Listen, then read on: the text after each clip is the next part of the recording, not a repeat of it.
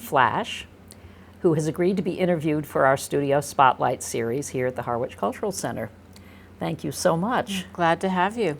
Yeah. It's great to be here, and you're easy to find when you come into the building. It's right at the top of the stairs. Yep. And free parking. Oh yes, free Lots parking. Of free parking. That's a great amenity here. It is true. And you've got a lot going on here in your studio, which I would love to hear about. And of course, we'll be seeing some of that as we talk. But I'd also like to know a little bit about how you got started in your explorations of art. Okay, well, good. I did win honorable mention in first grade for a castle, drawing of a castle. That was the first. And then I wrote a book called Incredible Fretable with the help of my godmother. She did the drawings. And this was as a child? This was as a child, yep. And so that was my first, besides the castle drawing, the book. And then I did all kinds of things for the next many years. I was involved in visual art, performing art, piano, singing, and when I moved to Nantucket, I started, the first time I actually had been at a program for high school students at the University of Vermont, an art program, and that was drawing and painting, and that was great. And then I went off to college in Ohio, and the program in art, visual art, wasn't that strong, so I was really involved in photography. And that, not to say that's not fine art, but I was doing kind of journalistic photography. And then I moved back to Nantucket and decided that I was happier living the adventurous life of the cook, baker, sailor, other forms of creativity. I did all kinds of things, but I was still doing art. I was building scenes for the theater there. And so then I decided to go back to school and go back to art school. So I moved to Boston from Nantucket, and I spent my 20s working. I had a beautiful studio in the North End, and my husband was a painter as well, and we made art and we cooked for a living, and it was really great. And then I moved to New York when I was 29, and I loved New York. I had a big studio there. I was very lucky to have been given, I traded my car for an apartment. And so I was making this big art, these oil pastels, which I started when I was 21. That was my first oil pastel, the picture of the window. And that was outside my kitchen window of my apartment in Central Square. And I loved oil pastel, and I continue to this day. I put them down for a fairly long period of time because I no longer had a big studio. So when I moved to the Cape, I had been a college professor in Connecticut, and I had a big studio there. So in 1997 or 8, I moved here full time, and I no longer had a big studio, and so my work got smaller. So it's been kind of big. When I was in graduate school, I had a big studio in New York. I went to graduate school there at Hunter, and I had a graduate show, and actually that piece there was in the graduate show, as well as the one of the hands, the red piece. And I understand you have these things out now in particular because you have been doing some lecturing or workshops on the creative process. I did. Which is fascinating. I had a talk during Arts Week in the end of April, and I just left them out because there have been a number of people that have wanted to come in, and we've had open studios here, which has been great on Fridays and Saturdays. Maybe you're aware of that. It's wonderful. Yeah. So partly because of the ventilation, but I try to keep my doors open, and people wander in and ask questions. I'm always happy to answer. And I would say there is a linear progression, but I also, I circle around and revisit, and people ask me about how I come up with these compositions, and in some ways it's very easy because I always use five squares going across horizontally. Huh. And one of the reasons that I use 5 is because I come from a family of 5, and these started out as family flags. That was my initial design. Was each person in my family was symbolized by a particular geometric form. And then I had kind of a beach and water background.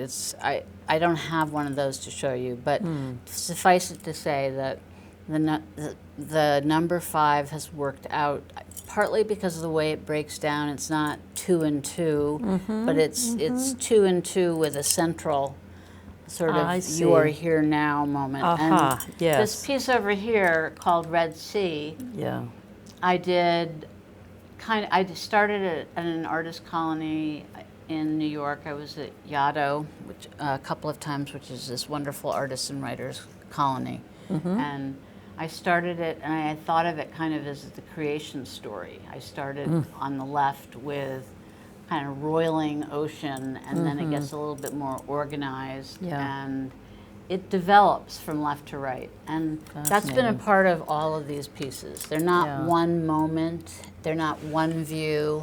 There are. It also has 5 sections. It Yes, looks like. it does. Exactly. Even though it's not immediately obvious. Right. It does, and so does this one that I have that I've been working on lately. And this one's called Curly Like Me. Curly Like Me. Curly Like Me.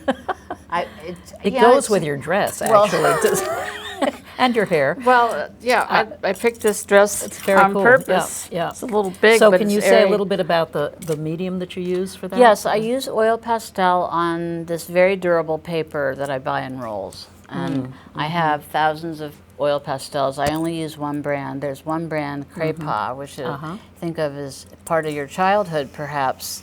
And the way that I work is something that that harkens back to an exercise that I think a lot of people have had, where you put all these colors on paper.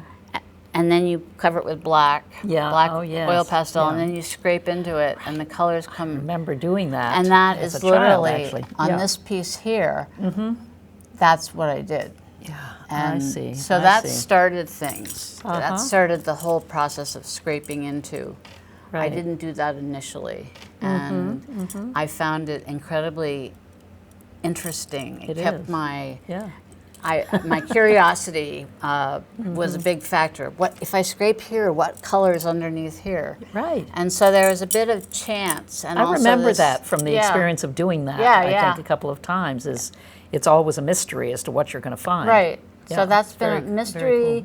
Has been a part of the process. And I never know exactly what will be revealed. This piece here that Jamie is standing in front of is a piece I did. It's called All Our Little Worlds, and I was very influenced by some Tibetan monks that were building a mandala in our gallery at the college. I taught at Trinity College in Hartford, and so I decided to create my own version of mandalas. And so you get ideas from all over, and then you go with them. I get absolutely. I think they're. The more experiences you have. Abstract art is very referential, in my opinion. It's not that it's non-objective. It's we all have. I tell my students that art is an international language. It's available to anyone. They can, who is able to see, of course. You know, the blind.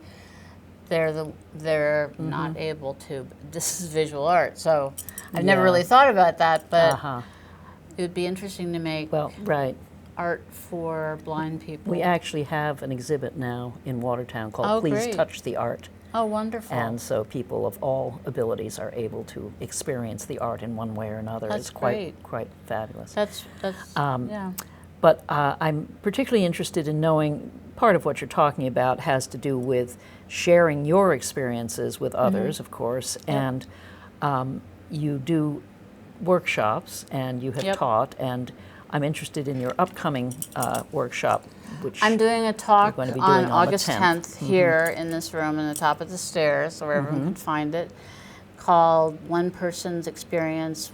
Artist's Experience with the Creative Process. So it's about that whole process. I want to talk to which is them really, about. yeah. I want to talk to people in general, and I've wanted to, and I have talked to my students in the past about how failure and making mistakes and having it not come out the way you wanted it to are not necessarily bad experiences.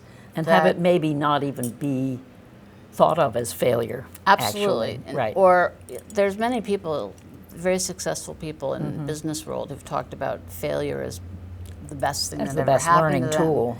Because it kind of, it's like the big shakedown, and you don't know what to do next. And I think that's where inspiration comes in. Well, I think it helps the openness. If you can be open to things not working out the way you imagined them, it helps you to see things differently, doesn't Exactly. it? Yeah. Exactly. So it's a bit of a different model than what people are accustomed to when they go to college and study the liberal arts. Yes. They want to learn techniques, and they right. want to learn how to make And they something wanna come know out how the to way make- they exactly, plan it. how Yes. to get an A. Right. So I want people The internal A or the external A. right. Right. And there are a lot of people here on the Cape, young and old, who are involved in the arts and theater, which is something that I know you're interested in, as well as writing. And a lot of people do things in multiple mediums and do visual art and music. So it's more than just artists that I'm trying to reach. Yes, It's yes. anyone that wants to or has been and has said, no, I can't do it for whatever Yeah, reasons. yeah. There are a lot of people re-entering their creative lives. It's so true. here on the Yes, Cape. yes. So, Right, and helping them with their creative exploration Right. and helping them feel more free right. in And there. you know, the Cultural Center is a new thing, relatively speaking. Yes. And Erica has been I call her the director. She calls herself the assistant. But the notion, and I've also talked to Carolyn, the director, about this, of getting how best can we interface with the public. And so many Yes. people come here in the summer. Yes. And we really, artists can tend to burrow in their studios. So we've been invited to think of ways that we can engage the public more. So this is just the beginning. Yes, And absolutely. I'm hoping, I figure if I can be here for 10 years, that would be so fantastic. There's no Yeah, guarantees yeah. that we'll be able to keep this space, but we were given 5 years, as you might know. And Yeah. so it's not a dress rehearsal, this is real life.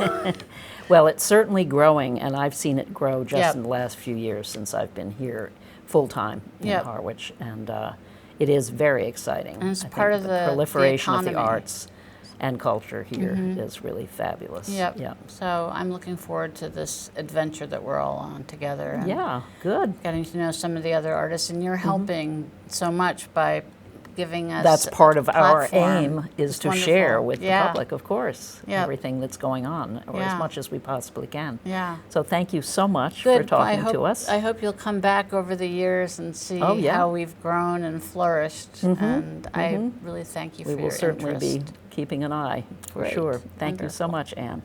This Thank was you, Anne Jamie. Flash, again, the Studio Spotlight for Harwich, Channel 18.